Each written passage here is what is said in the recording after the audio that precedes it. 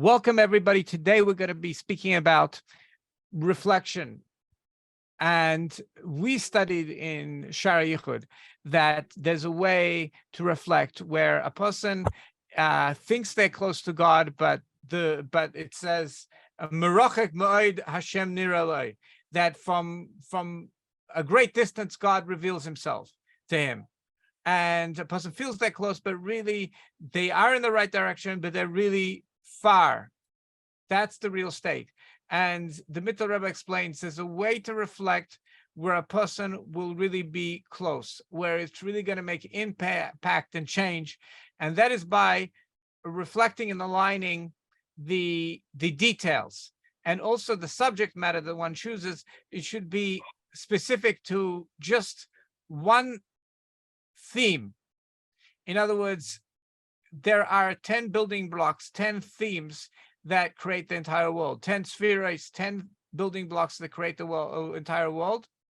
And when a person reflects on a group of them, the impact will only be a general impact. The closeness to divinity will be from a great distance. When we reflect in detail on one specific theme and take it from step to step up the order of creation, that is going to make impact on the soul in a very close way, that the divinity is going to be revealed in a very close way. So we are told, let's say, to take the divine attribute of kindness, how God is kind to us and for which we have gratitude every day. And we are told to take it up the chain of creation. So we're told that think about the kindness in this world, how we receive kindness, that the sun went up and we're able to breathe and we have food and we have water and this is all kindness that God gives us. And then we have to connect to the next world, which is called the world of Yetzirah. Now this is sounding like semantics and not meaningful, but it's important to do it. So how do we make this meaningful? And then we're supposed to connect to the world of Bria. What's that? How is the world of Bria different from the world of Yetzirah? It just sounds like words. How is this meaningful? And then we're supposed to connect it to the kindness of Atzilus. Well, how is that? What's Atzilus? How does this work? So what we're going to do right now is going to give a little bit of meaning of something that I saw in a mimer of the Rebbe, Hasidic discourse of the Rebbe, where he clearly gives a differentiation between each world. When you trace a level from one level to the next, you're going to have meaning. So the world of Asiya, which we live, is a world of pictures, a world where everything is revealed. We know that. Now, the next world is the world of Yetzirah, and the world of Yetzirah is basically the back end of this world, and that's the world of where God's emotions are revealed. So, what that world does, that's the back end of our world. In other words, through observation, we can only go in the world of action. We can only observe this world, but there's another dimension, there is another parallel universe that's right behind this world in the same place where we are, and that is the emotion which gives energy to this world. So now when we're tracking, let's say, kindness, divine kindness, hey, I'm so lucky to be able to have a coffee in the morning, which comes from coffee beans that were heated or grew by the energy of the sun and the water that was melted from the snow, and I'm able to have my coffee in the morning, right? Kindness is going to help me wake up. It just reminds me of a joke. The joke goes, coffee is going to kill you. Coffee is going to kill you. But when you die, you're going to be awake.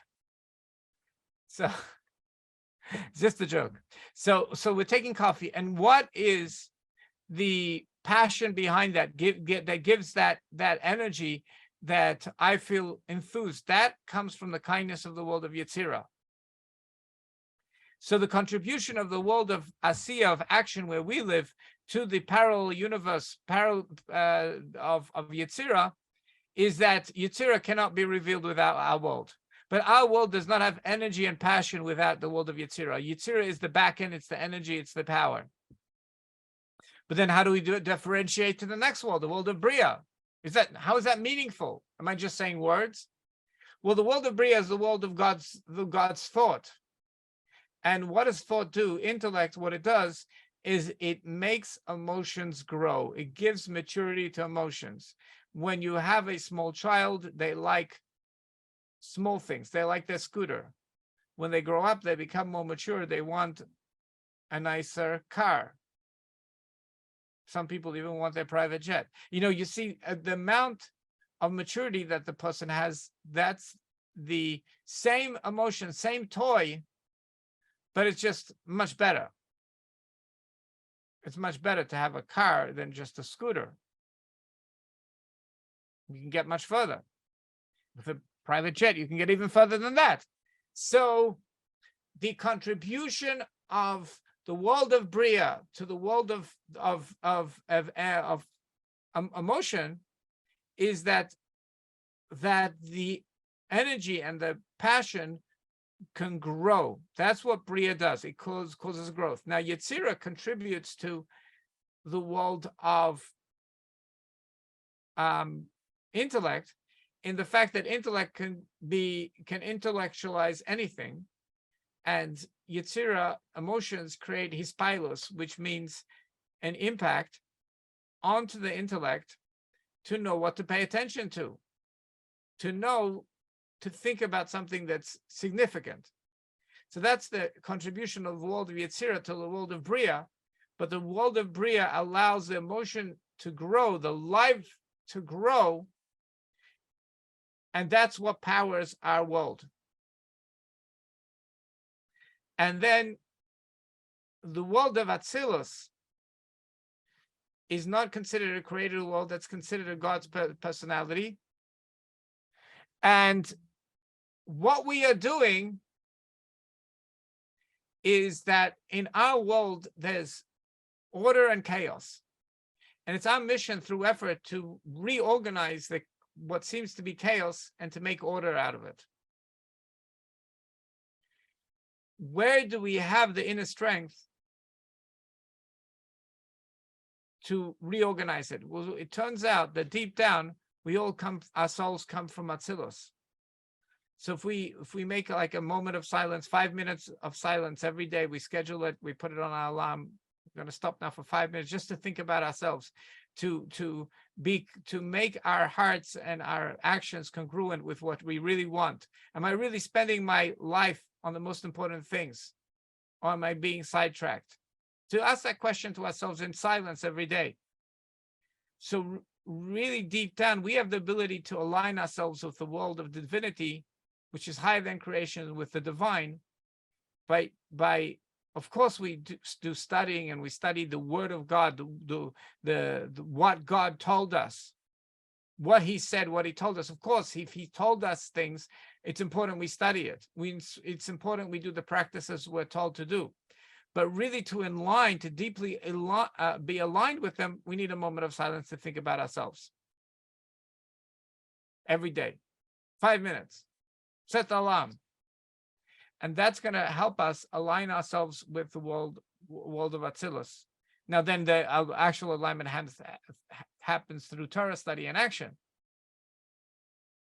So we've taken the kindness that we experience with a cup of coffee, and we've traced it back to the world of Atzilus. And of course, beyond the world of Atzilus is the world of Arachanpin, where what God wants to achieve, those are the dreams that God wants to achieve through the creation of the world. So Arachanpin means a big face, like a big dream. And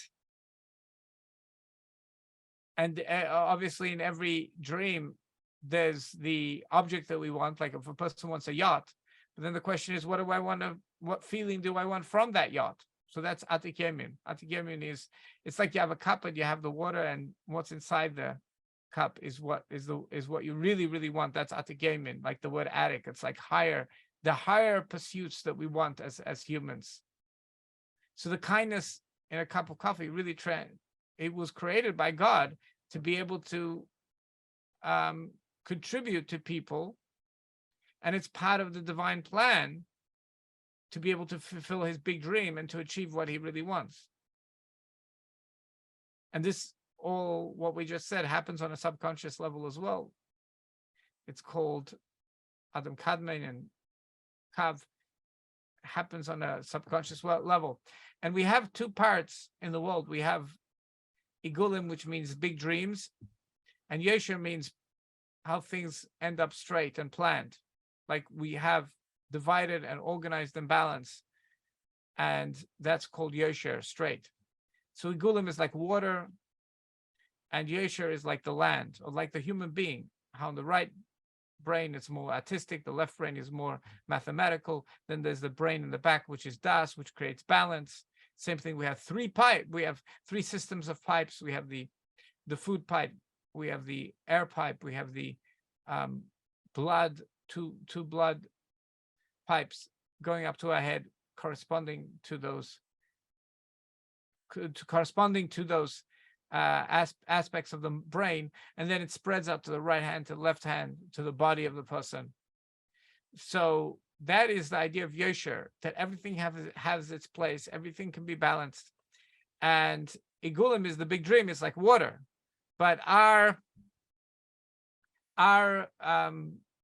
mission is to bring all of that down into our practical world. So we've traced back the kindness back to before creation. God always had kindness, because you see, kindness came out of him. So he always had the potential for kindness inside him. So we're tracing it back to deep before creation, then through the spiritual chain of events, and through the world of thought, the world of emotion, which is powering our world, the world of action and presentation. So that's it. We've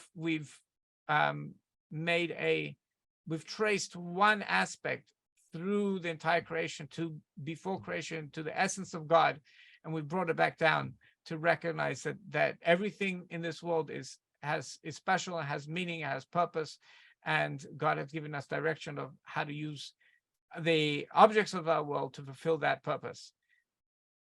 And this is a important thought to think about.